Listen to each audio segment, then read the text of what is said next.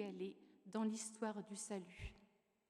Alors si on veut bien traduire, il nous dit que chacun, là où on est, à notre petite place, nous pouvons contribuer à changer le monde.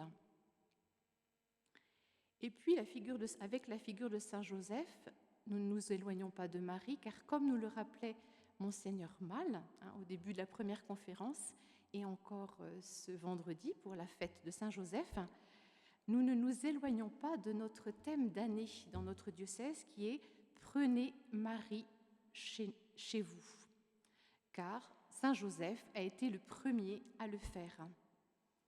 C'est bien là en effet la mission, ou plutôt la vocation de Saint Joseph, qu'il a reçue de l'ange Gabriel en ces termes : « Joseph, fils de David, ne crains pas de prendre chez toi Marie, ton épouse, car ce qui a été engendré en elle vient de l'Esprit Saint. » Et toute la grandeur de Joseph, toute la vénération dont l'entoure le peuple chrétien vient de cet acte de prendre Marie chez lui, et ce faisant, d'accueillir le mystère qu'elle porte en elle, du Fils de Dieu qui se fait homme.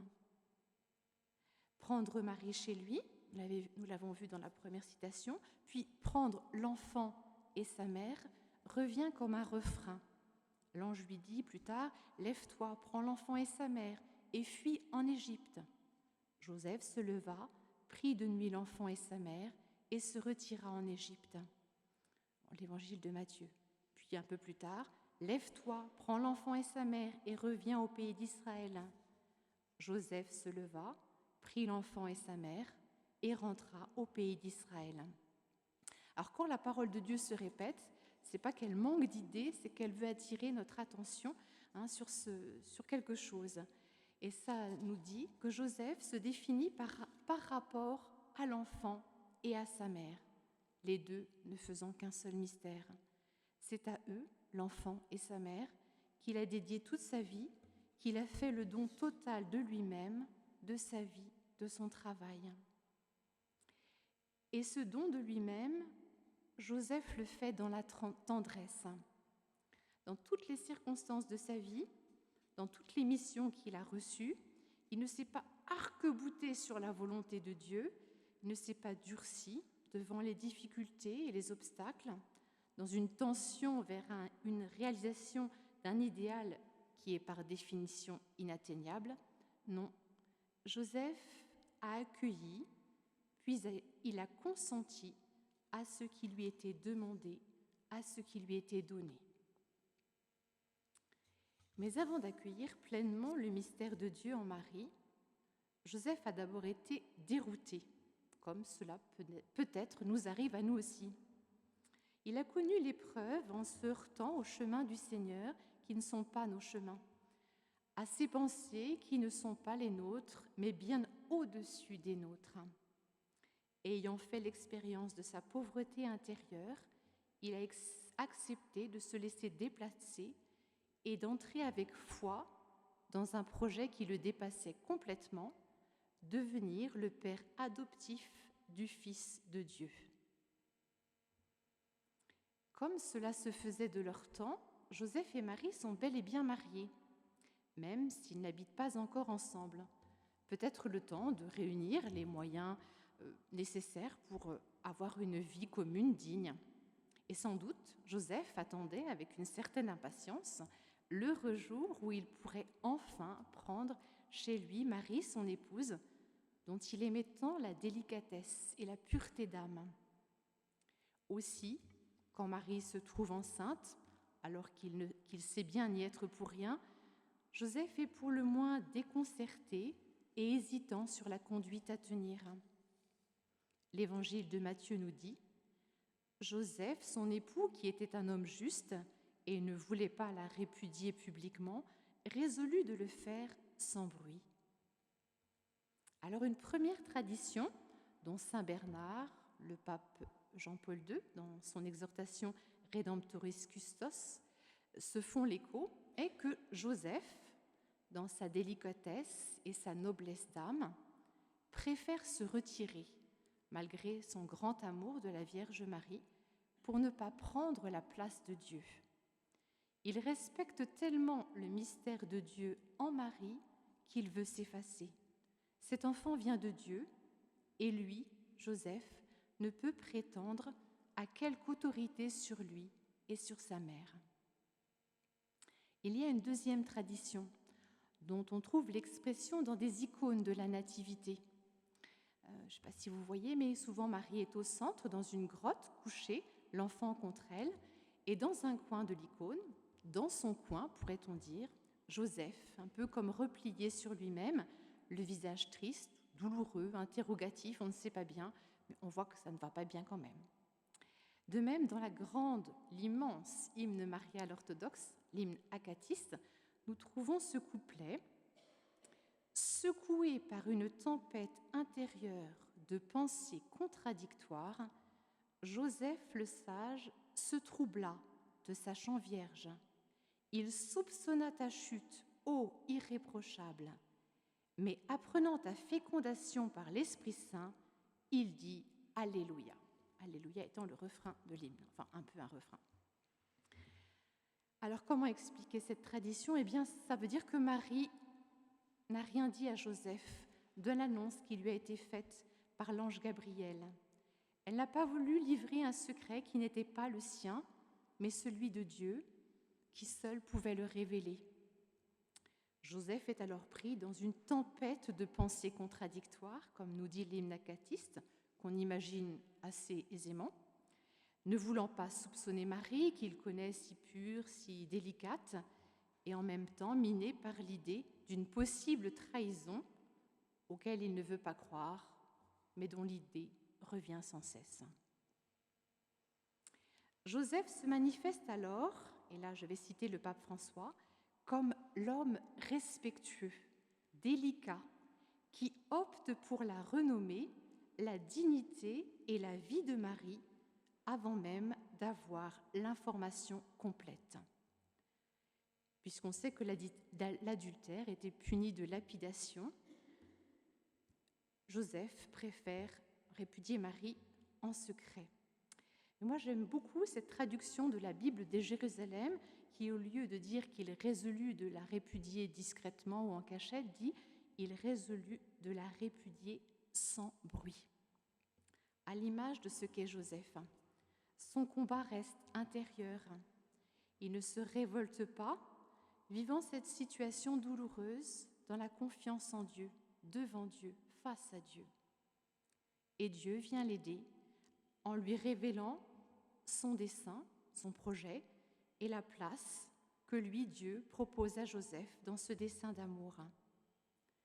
Comme Marie à l'Annonciation, il y a le même « ne crains pas » qui revient, Joseph accueille ce qui lui est dit de la part de Dieu par l'ange, sans tout savoir, ni tout comprendre certainement, de ce projet fou de Dieu, sans savoir, ni sans s'inquiéter d'ailleurs s'il sera à la hauteur, il n'est qu'un pauvre charpentier après tout, ni non plus demander des garanties à Dieu.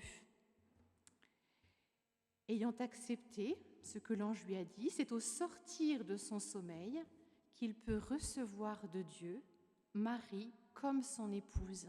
L'ange lui dit bien, ne crains pas de prendre chez toi Marie, son épouse. Et c'est au sortir du sommeil qu'il peut le faire, à l'image d'Adam, qui au sortir de cette torpeur descendue sur lui pendant la création d'Ève, peut s'écrier en contemplant Ève, l'aide qui lui est assortie et qu'il espérait, voici l'os de mes os et la chair de ma chair.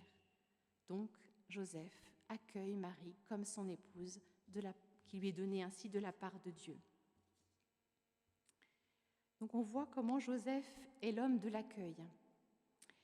Mais s'il accueille ce qui lui arrive avec une docilité que nous n'aurions peut-être pas, en tout cas moi, il n'en est pas pour autant, nous dit le pape, passivement résigné, comme s'il n'avait aucune prise sur son existence, destiné simplement à subir ce qui lui arrive. Parce que Joseph avait sans doute rêvé de son existence avec Marie, des enfants qu'ils auraient ensemble, de leur vie honnête, laborieuse, paisible. Peut-être Joseph aurait-il préféré s'installer à Bethléem, la ville célèbre de son ancêtre, au lieu de vivre dans cette bourgade insignifiante de Nazareth qui fera dire à Nathanaël, « De Nazareth, que peut-il sortir de bon ?» Et pourtant, pas un mot de récrimination chez Saint Joseph. Je ne sais pas si vous le savez, mais tous les évangiles parlent de Joseph, y compris Marc et Jean, qui ne parlent pourtant pas de l'enfance de Jésus. Mais Marc et Jean, avec les autres, rapportent ce que disent les gens de Jésus. N'est-ce pas là le fils de Joseph, le fils du charpentier ? Voilà ce qu'on dit de Jésus. Le fils du charpentier. Cela signifie, entre autres, que ni dans son attitude, ni dans ses paroles, Joseph n'a jamais laissé penser autre chose que ceci, Jésus est son fils. Pourtant, il est si facile, nous le savons trop malheureusement, de glisser dans la conversation une petite parole par laquelle on se soulage de son amertume, de sa frustration. Mon fils, oui. Voilà, non. Il est indubitable pour tous que Jésus est le fils de Joseph. Joseph l'a accueilli ainsi. Alors, en regardant Joseph dans sa vie de foi, le pape nous invite à laisser de côté colère et déception pour accueillir notre vie telle qu'elle est, y compris avec ce que nous n'avons pas choisi. Voilà ce qu'il dit. L'accueil est un moyen par lequel le don de force qui nous vient du Saint-Esprit se manifeste dans notre vie. Seul le Seigneur peut nous donner la force d'accueillir la vie telle qu'elle est, de faire aussi place à cette partie contradictoire, inattendue, décevante de l'existence. Voilà ce qu'il nous invite à faire une place à cette partie contradictoire, inattendue, décevante de l'existence. Et je trouve ce passage beau et plein d'espérance. Oui, il y a dans nos vies des choses qui nous déçoivent. Un mari sur lequel on espérait pouvoir s'appuyer et que l'on doit soutenir constamment.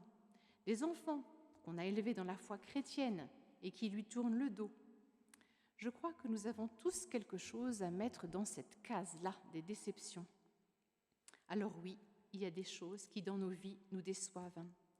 Et oui, il est naturel, normal, d'en être attristé, d'en être blessé peut-être.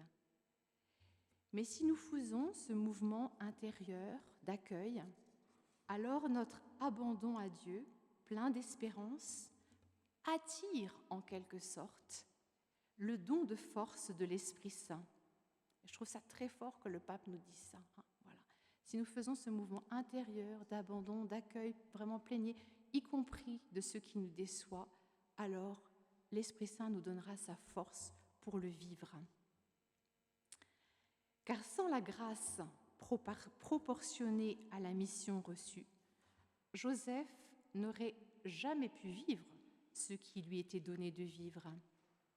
Et le don de force nous donnera ainsi le courage de vivre ce que nous avons à vivre, sachant, comme nous le dit encore le pape François, que Dieu peut faire germer des fleurs dans les rochers, c'est-à-dire rendre possible ce qui, humainement, semblait impossible. On peut aussi s'interroger sur nos attentes. Face à telle personne, tel événement à venir, nous avons parfois une telle attente, irréaliste au fond, que nous ne pouvons qu'être déçus et surtout ne pas apercevoir à côté de nous cette réalité toute simple qui pourrait être un beau chemin de vie. Devoir respecter la virginité de son épouse pendant toute leur existence commune aurait pu être insupportable pour Joseph. En accueillant ce qui lui était donné par la vie et en s'appuyant sur la grâce reçue, Joseph en a fait une opportunité. Avec Marie, ils se sont rejoints par le meilleur d'eux-mêmes et ont été profondément unis par leur vocation commune et complémentaire, comme on le voit dans chaque passage d'Évangile où ils agissent, réagissent ensemble à l'unisson. Et alors que Joseph n'a jamais eu qu'un seul fils adoptif, il est devenu le père de tant et tant de chrétiens et de chrétiennes sur qui il veille maintenant encore avec tendresse. Et justement parce qu'il a su ne pas rester otage de ses attentes et de ses déceptions, Joseph s'est fortement engagé dans sa vocation. Et le pape parle même d'un courage créatif de la part de Joseph. Quand le recensement les jette sur les routes, alors que Marie est près d'accoucher, Joseph s'ingénie à trouver dans Bethléem un lieu pour les abriter puisqu'il n'y a pas de place pour eux à l'hôtellerie. Quand il faut fuir en Égypte, où l'on peut penser qu'ils ont quand même passé 1 ou 2 ans, Joseph a dû trouver un logement, un travail pour faire vivre sa famille. Joseph s'est retroussé les manches. On voit aussi que si Joseph obéit rigoureusement aux injonctions de l'ange, il s'est fait faire preuve d'initiative. Par prudence, il part de nuit en Égypte. À leur retour en Terre Sainte, il ne veut pas s'installer en Judée, car le fils d'Hérode y règne à la place de son père, et par prudence, il préfère aller à Nazareth. Alors on pourrait penser que Dieu n'a pas facilité beaucoup la vie de Joseph. Il aurait pu quand même l'aider avec tout ce qu'il lui demandait. Le pape nous invite alors à changer et même inverser notre regard en nous invitant à contempler en Joseph le vrai miracle par lequel Dieu sauve l'enfant et sa mère du roi d'Hérode, par exemple. C'est ça le miracle, c'est pas qu'il ait fait disparaître Hérode, qu'il ait fait disparaître Jésus, qu'il les ait transportés en Égypte. Non, non, le vrai miracle, c'est Joseph qui prend soin de la mère et de l'enfant. Peut-être avons-nous déjà fait l'expérience d'avoir tiré de nous des ressources de vie et d'amour que nous ne pensions peut-être pas avoir face à certaines difficultés. Il y a ainsi des personnes que l'adversité révèle, qui trouvent des voies nouvelles, justement parce qu'elles ont été confrontées à des situations qu'elles ne pouvaient accepter. On pense à Mère Teresa, face aux mourants dans la rue à Calcutta. Voilà. Il y a un moment donné où on ne peut pas accepter et on fait quelque chose qui ne s'est jamais fait. Mais voilà, les courages créatifs. Alors une fois encore, le pape François nous encourage. Si quelquefois Dieu semble ne pas nous aider, cela ne signifie pas qu'il nous a abandonnés, mais qu'il fait confiance en ce que nous pouvons projeter, inventer, trouver. Dieu nous fait confiance. C'est la bonne nouvelle. Malgré notre petitesse, ou peut-être plutôt grâce à notre petitesse, dans laquelle la puissance de Dieu va pouvoir se déployer comme il l'a révélé à saint Paul. Donc le Saint-Père nous invite, à travers cette image, cette figure de Joseph, de croire, de savoir que nous pouvons, chacun d'entre nous, être le miracle par lequel Dieu sauve l'enfant et sa mère. Quand nous aimons et prenons soin de l'Église, c'est-à-dire les sacrements, la charité et les pauvres. Je résume un peu ce que dit le Saint-Père. Voilà. Quand nous pouvons être des miracles et nous pouvons aider Dieu à sauver l'enfant et sa mère quand nous aimons l'Église, les sacrements, la charité et les pauvres. Et il suffit de pas grand-chose, un sourire, une main tendue, une bonne parole, un acte de charité qui ne nous dépouille pas forcément. Et voilà, nous pouvons, comme Joseph, aider Dieu à sauver l'enfant et sa mère.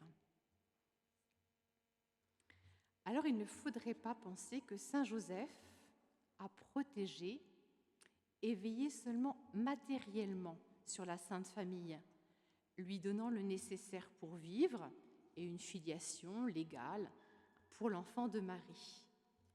Joseph a aussi veillé sur l'éducation de Jésus. L'enfant se construisant d'abord par imitation, par mimétisme, il a été pour Jésus un modèle. Vous vous rappelez sans doute l'histoire du patriarche Joseph, fils de Jacob, lui aussi, ce qui n'est pas anodin. On peut faire beaucoup on ne fera pas tout, mais il y a beaucoup de parallèles qui peuvent être faits entre la figure du patriarche Joseph et Saint Joseph. Donc vous vous rappelez sans doute l'histoire du patriarche Joseph, fils de Jacob et de Rachel, la femme bien-aimée. Donc Joseph, préféré de son père, a été vendu par ses frères, jaloux de cette préférence. Se retrouvant en Égypte, Joseph, sur qui Dieu veille, voit toutes ses entreprises réussir. Alors il lui arrive quand même quelques déboires, il va en prison, mais voilà, à chaque fois, parce que voilà, il est uni à Dieu, à chaque fois ça tourne à son avantage, même les situations les plus inconfortables. Ayant su interpréter le rêve de Pharaon, un rêve où il voyait 7 vaches grasses et 7 vaches maigres, voilà, et Joseph va lui révéler qu'à travers ça, Dieu lui prédit qu'il va y avoir 7 années d'abondance, puis après 7 années de famine. Et donc, il va lui donner de sages conseils pour faire face à cette situation. Et les conseils vont être tellement sages que grâce à Joseph, l'Égypte va faire fortune. Tous les autres pays vont venir en Égypte pour se fournir de grains que Joseph a mis en réserve pendant les 7 années d'abondance. Et donc ceci peut servir de parabole à notre Saint Joseph, parce que Joseph donc, est tellement important et a fait tellement bien à l'Égypte que Pharaon va lui donner le 2e rang après lui dans son royaume. Disant, donc le Pharaon lui dit « Hors le trône, tu seras comme moi ». Donc c'est ça qui peut servir de parabole à notre Saint Joseph qui, hors le trône, c'est-à-dire hors la divinité, hors le fait d'être Dieu, sera pour l'enfant Jésus, puis pour le jeune Jésus, au moins jusqu'à ses 12 ans, et peut-être plus, mais au moins jusqu'à ses 12 ans, il sera son Père. Il sera l'ombre du Père des cieux, représentant humainement le Père des cieux auprès de Jésus. Alors devant cette tâche redoutable, on comprend pourquoi l'ange lui a dit « ne crains pas ». Mais voilà, la grâce de Dieu est avec lui. Et non seulement le patriarche Joseph a fait la fortune de l'Égypte, mais de surcroît, il a permis à sa famille d'être sauvée de la famine, puisque toute la famille est montée de Terre Sainte en Égypte, et ils ont été sauvés de la famine, y compris ses frères qui avaient voulu le tuer. Et pour Joseph, il en est un peu ainsi. Il va participer justement à ce salut apporté par Jésus. L'ange a bien dit « Joseph, fils de David, ne crains pas de prendre chez toi Marie, ton épouse, car ce qui est en elle vient de l'Esprit Saint. Elle enfantera un fils, auquel tu donneras le nom de Jésus, car c'est lui qui sauvera son peuple de ses péchés. » Comme nous le dit l'oraison de sa fête, Joseph est le gardien des mystères du salut.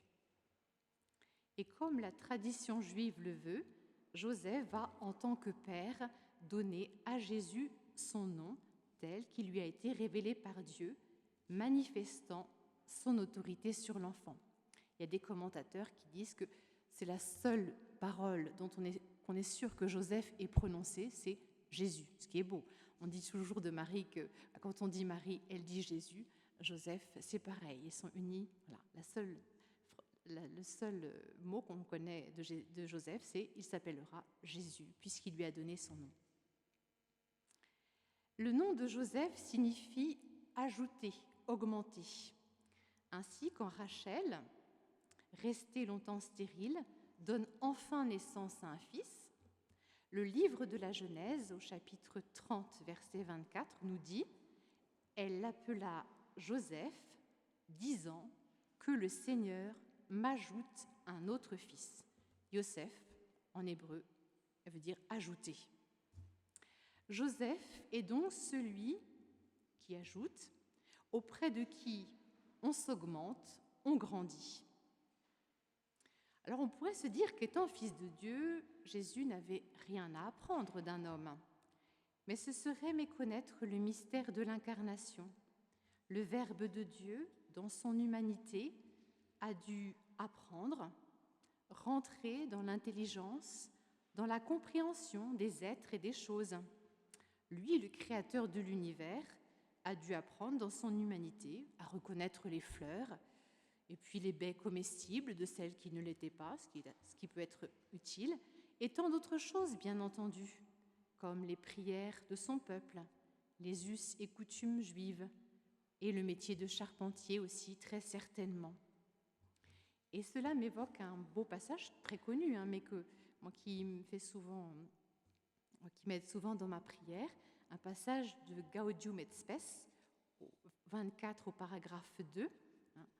Par son incarnation, le Fils de Dieu s'est en quelque sorte uni lui-même à tout homme.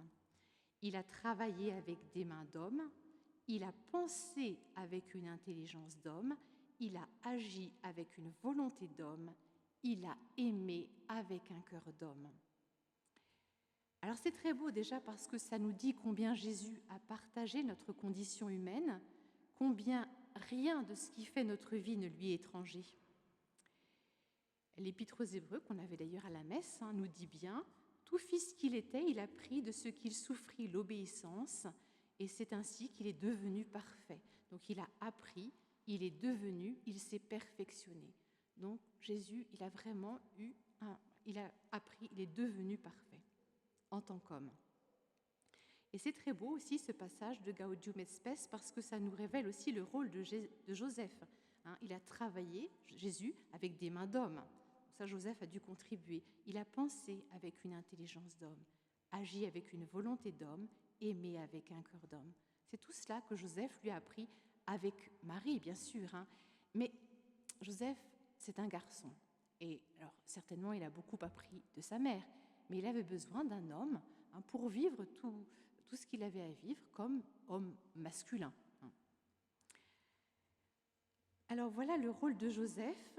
Bien sûr, Jésus n'avait aucune concupiscence en lui, aucun désir mauvais, qui n'est pas selon la nature de l'être humain, créé à l'image, à la ressemblance de Dieu. Et dans ce sens, Joseph n'a pas eu à sévir devant tel ou tel mauvais comportement de Jésus.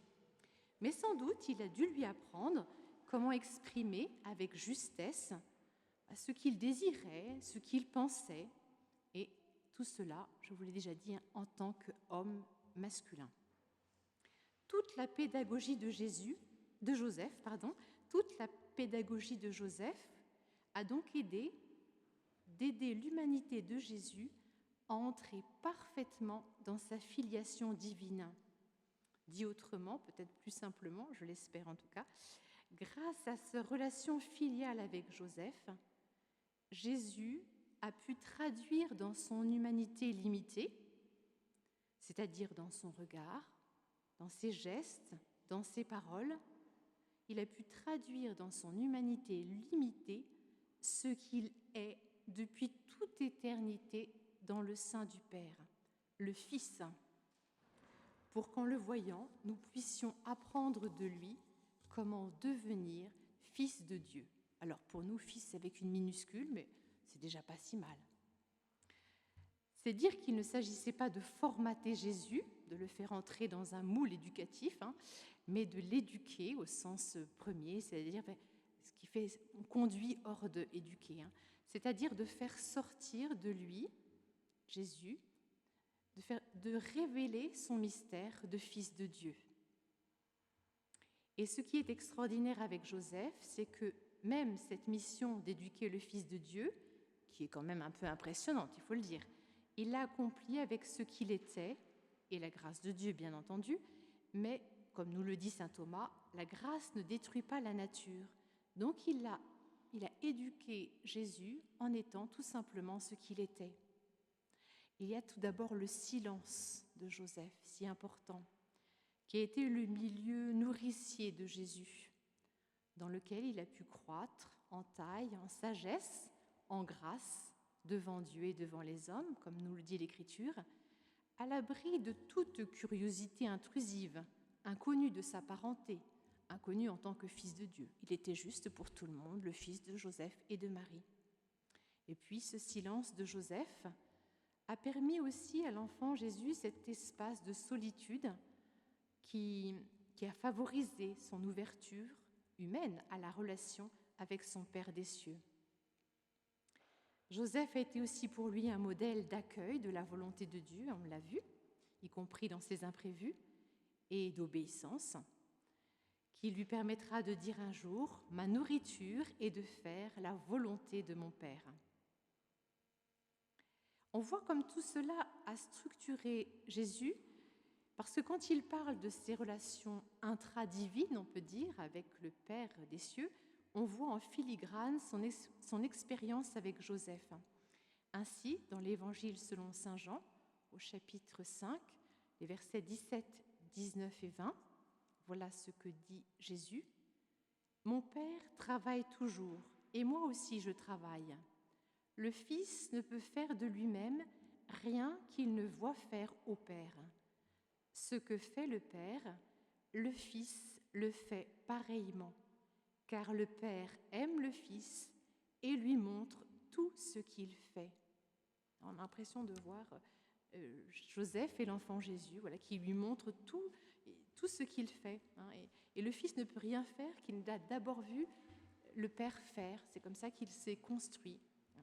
Et ce que fait le Père, le Fils le fait pareillement, car le Père aime le Fils et lui montre tout ce qu'il fait. On voit comment Joseph a pu aider l'enfant Jésus.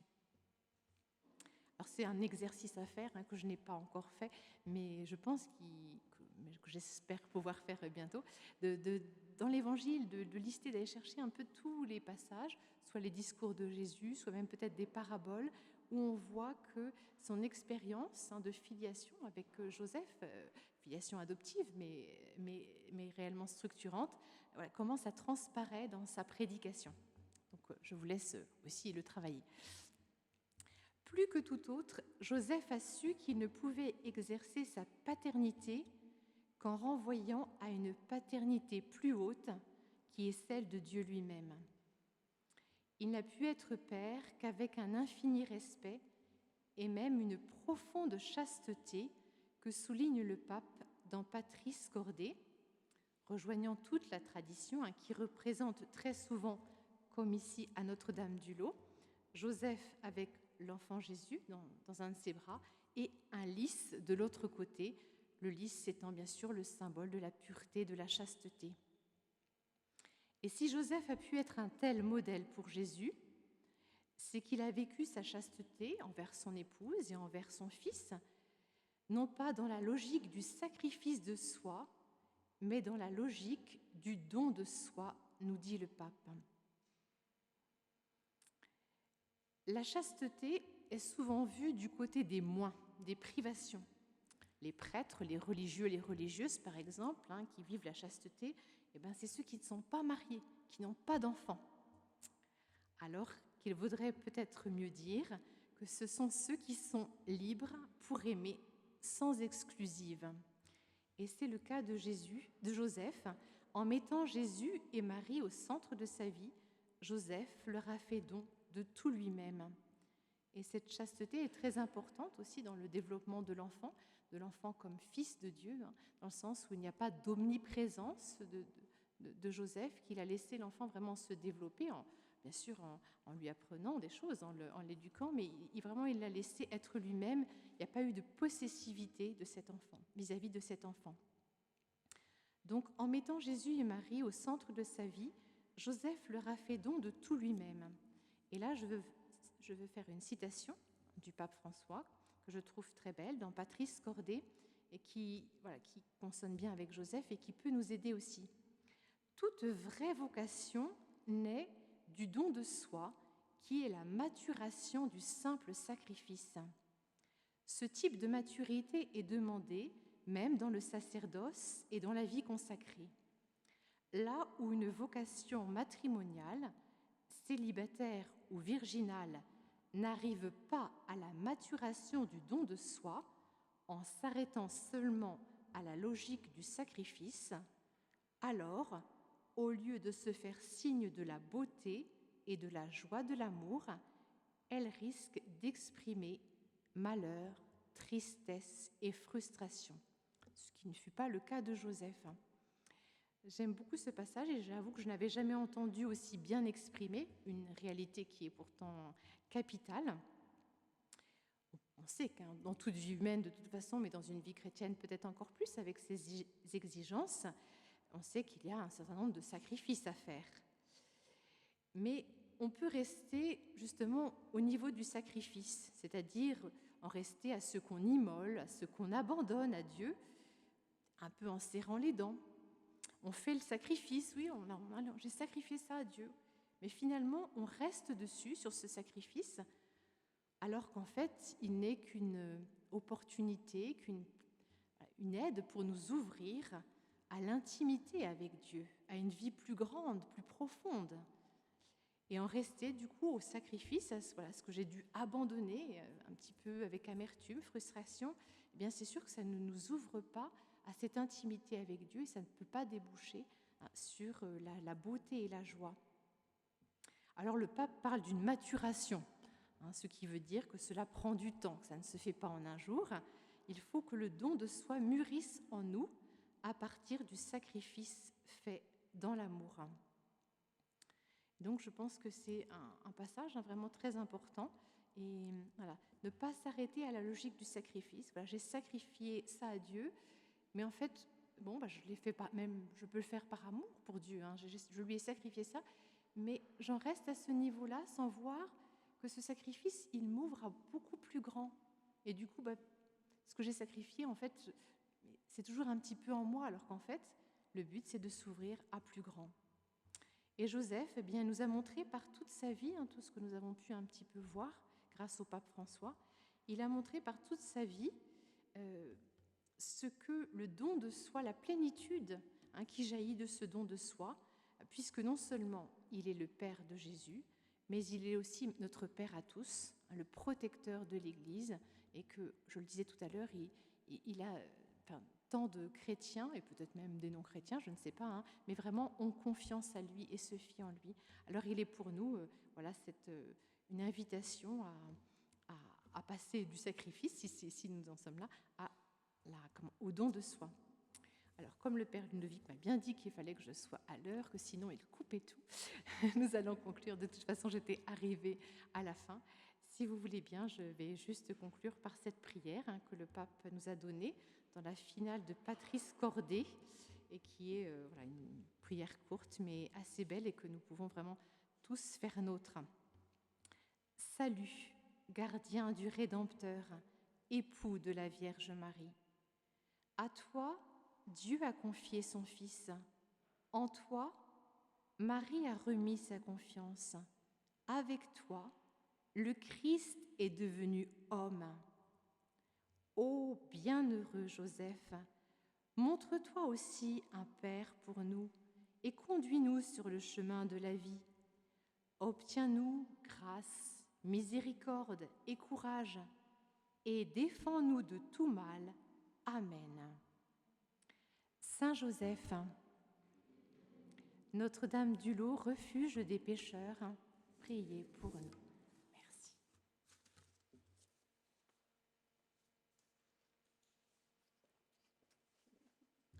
Ma sœur, il vous reste 6 minutes si vous voulez. Non, vous êtes sûre? Bon, merci beaucoup, sœur Blanche-Marie, de nous avoir offert cette méditation sur Saint Joseph. L'opportunité à nous rendre compte qu'il y a plein de pistes avec l'époux de Marie. Ça tombe bien, on a jusqu'au 8 décembre pour pouvoir les approfondir. Donc, n'hésitez pas à profiter des opportunités. Il y en a une à Notre-Dame-du-Lot. C'est l'itinéraire Saint-Joseph que nous avons inauguré le 19 mars et qui sera présent tout au long de l'année pour approfondir encore cette belle figure de Saint-Joseph en nous inspirant de ce que notre Saint-Père nous donne dans cette lettre Patrice Cordet. Une sœur a parlé d'un homme. Dimanche prochain, c'est un homme qui parlera d'une femme. C'est Monseigneur Xavier Mal qui nous offrira la dernière méditation de notre parcours de carême sur la Vierge Marie. Soyez donc les bienvenus dimanche prochain pour poursuivre, aller jusqu'au bout avec ce dimanche des rameaux, notre grande et belle marche de préparation pascale. Bonne journée à tous, merci de nous avoir suivis par la radio. Il y a eu sans doute quelques petits problèmes techniques, j'espère que vous avez quand même pu vous associer à nous, de même par la chaîne YouTube. Et vous qui êtes présents dans la basilique et vous qui nous suivez par YouTube, vous pouvez rester pour la prière des Vêpres qui va marquer le terme de notre journée ensemble à 16h. Bon après-midi à tous.